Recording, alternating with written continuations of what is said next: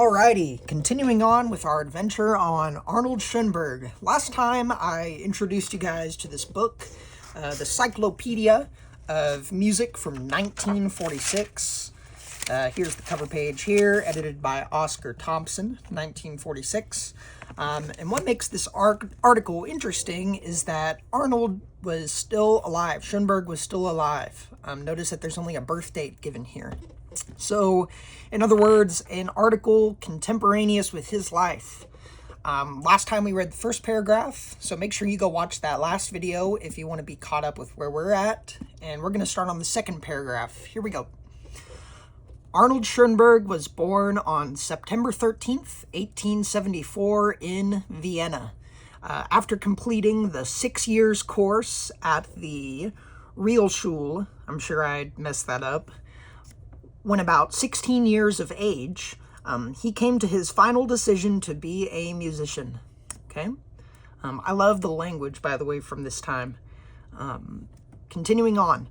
Up to this time, he had been playing as an amateur, and as was customary in Vienna, had participated largely in the performance of chamber music, but had composed his own works for his ensemble playing, and it says in quotes, violin duets, trios, quartets. He played violin, later cello. He was advised at this time to show his compositions to Alexander von Zemlinsky, who knew Brahms and was considered an authority. They became friends and were associated in an orchestral society, Polyhymnia, Schoenberg playing the cello, Zemlinsky conducting.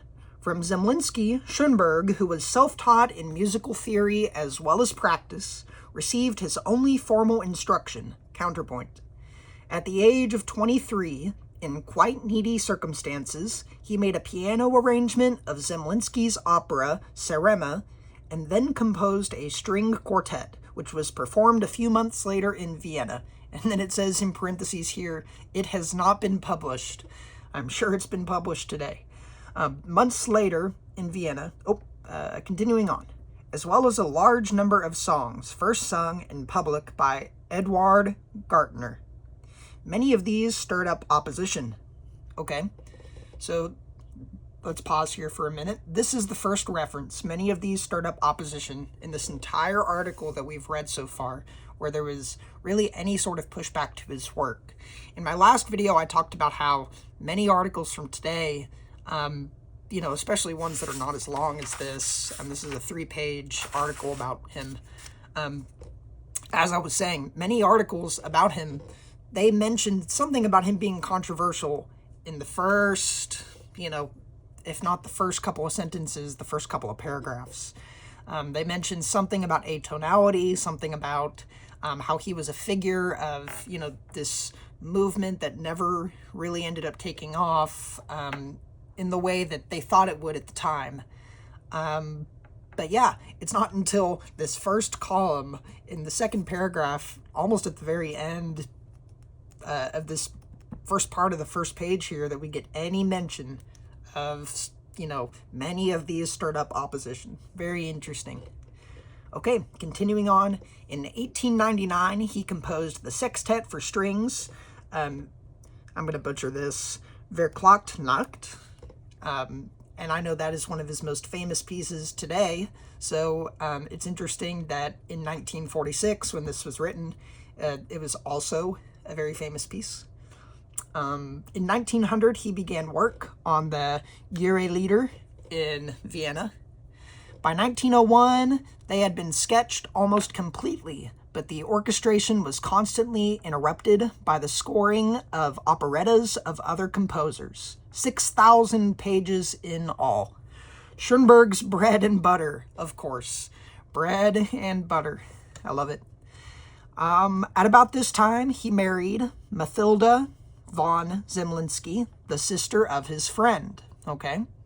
At the end of 1901, he was Kapellmeister of Ernst von, I'm going to butcher this, Volkswagen's Überredel, a sort of artistic cabaret in Berlin. The orchestration of Lieder came to a standstill at the beginning of the third section. On the basis of the score of the first part of Richard Strauss obtained, oh, that's a weird sentence, hold on. On the basis of the score of the first part, Richard Strauss obtained a teaching position for Schoenberg at the Stern Conservatory in Berlin on a scholarship. The composition was not finished until 1911, when Schoenberg was again in Berlin, and the work was performed for the first time in Vienna in 1913 under Franz Schreker. In Berlin in 1902 through 1903, Schoenberg composed the symphonic poem Pelléas and Melisande, I'm sorry if I'm messing up these names, after Maeterlinck. From July 1903, he was back in Vienna. He and Zemlinsky lived in the same house. Some of his works were performed in the Viennese and Sorgverein.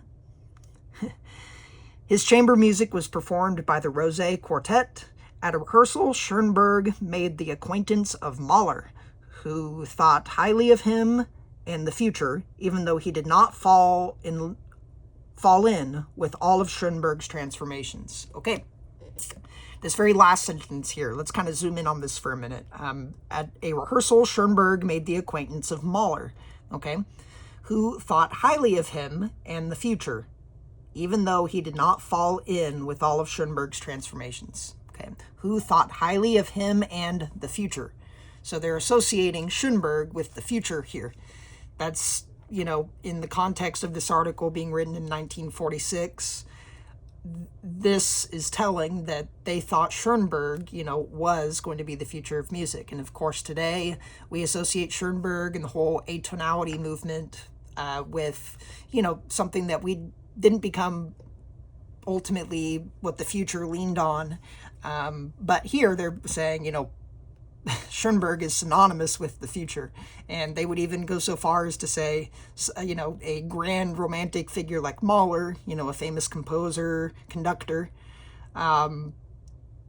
they would say that, you know, he didn't quite fall in with all of Schoenberg's transformation. So almost to say like it was too radical for him. It was too much, too, you know, futuristic. So, I guess in some ways that's true, you know, it was too radical, not only for Mahler, but for the general public, you know, it didn't catch on, but it looks like that wasn't really the view at the time, or at least of, you know, Mr. Paul Stefan. So anyways, I think we're going to cut it there for this video.